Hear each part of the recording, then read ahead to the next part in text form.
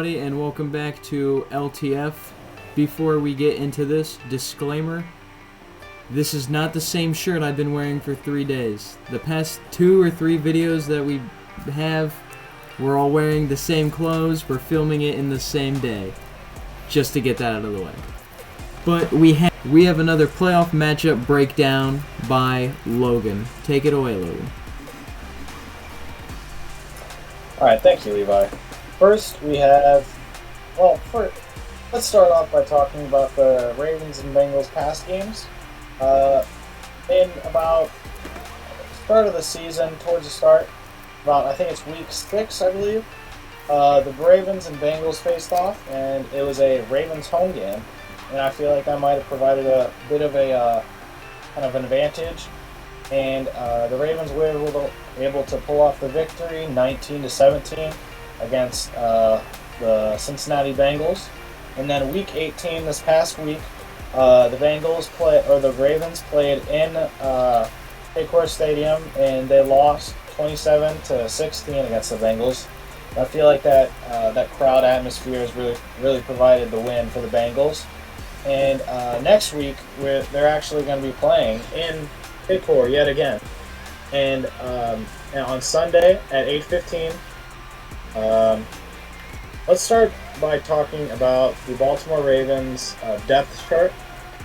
Let's start off with the obvious red flags. Tyler Huntley being questionable. The really question mark over if Lamar Jackson is even going to play. The QB is the most important part of football. If you do not have a good QB, I do not believe that you are able to succeed. But at least not against this Bengals team that is really aggressive and really just has the drive. I do not think that the Baltimore Ravens will be able to stay alive with Anthony Brown as their third string QB. If Lamar Jackson is able to play, I believe that might provide a better game for the Baltimore Ravens, but I still don't think that they'll be able to pull off the win, just because of how long Lamar has been out and how I believe he might be a little rusty at least, and just the team atmosphere, I guess. Next, we'll go to the running backs. J.K. Dobbins has been very good this year. Not anything great, but I believe that he's been fairly well. Their wide receivers are not much to talk about. Demarcus Robinson, Sammy Watkins, James Proche II, and then you got their tight end, Mark Andrews. He is one of, if not the best tight ends in the league right now. And then you got Travis Kelce right behind him. Yeah, I just believe that them two are the best tight ends in the league, and Mark Andrews has been exceptional this year and last year. And he's just provided a really good example of what a good athlete and probably the best healthy athlete right now on this team is. Next, we'll go to their defense. Their defense is not much to brag about. You got left inside linebacker Roquan Smith. He was recently signed to an extension deal for about 5 years, I believe, after only playing about half a season. But not my team. And then their defense is not very good. It's not anything to brag about, but it's not very bad either. And then you got one of, if not the best kicker in the league right now, Justin Tucker, the most accurate kicker in the league. And I feel like that, if they're able to get in the red zone, put some points on the board, maybe put a dent in the Bengals score, that might provide a lot of help for the Ravens. Next, we're going to move over to the Cincinnati's depth chart. First, we got QB Joe Burrow.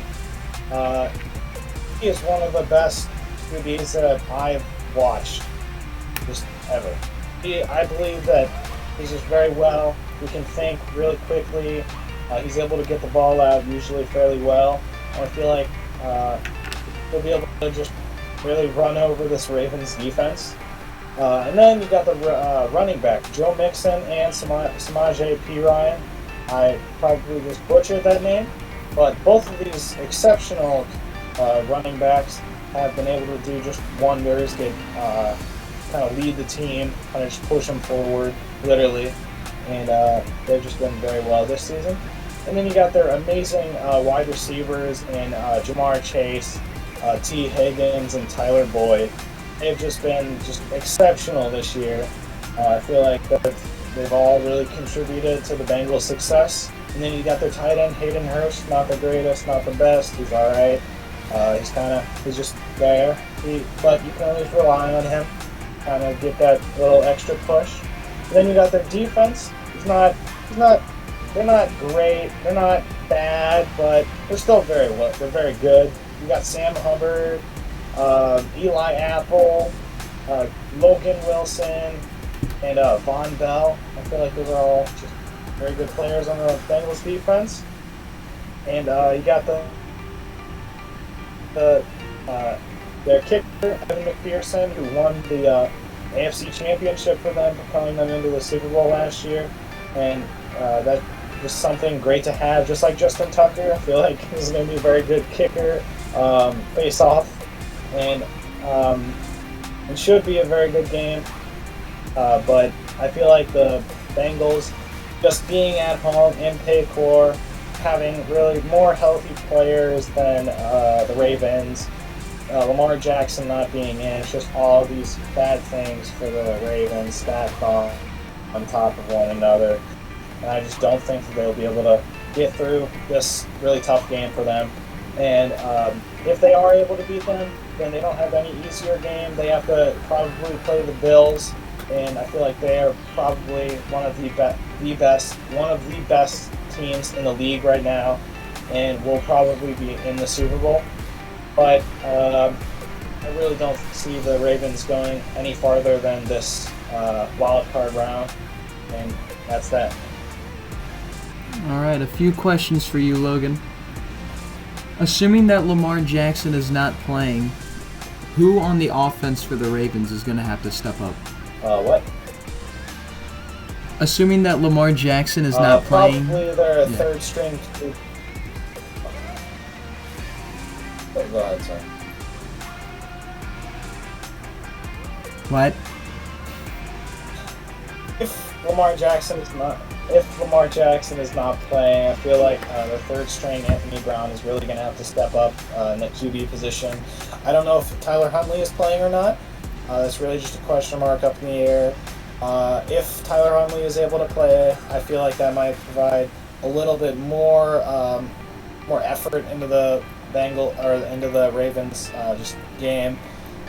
But besides that, I do not think that Anthony Brown will be able to kind of push this team over the edge. He does really need to step up on this Bengals defense that has shown to be very well. And same with J.K. Dobbins. He really needs to step up, kind of push that run game further. Same with the Mark Andrews. And their defense really needs to make some important stops if they actually want to win this game, because I think that the key to beating the Cincinnati Bengals is really just stopping them before they're able to score early on.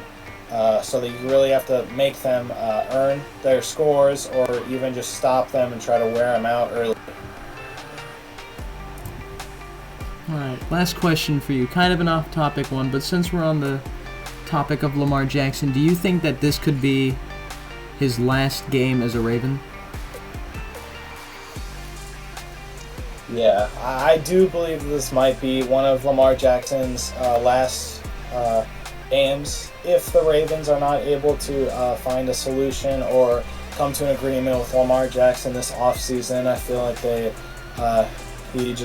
he'll probably go to a different team that needs a quarterback right now. And there's several of those throughout the NFL right now that have really shown that they need a star QB to kind of lead them forward. And I still believe that Lamar Jackson is kind of still in his prime, still good old Lamar Jackson. So yeah. All right. Thank you, Logan. Thank you. Let's talk football.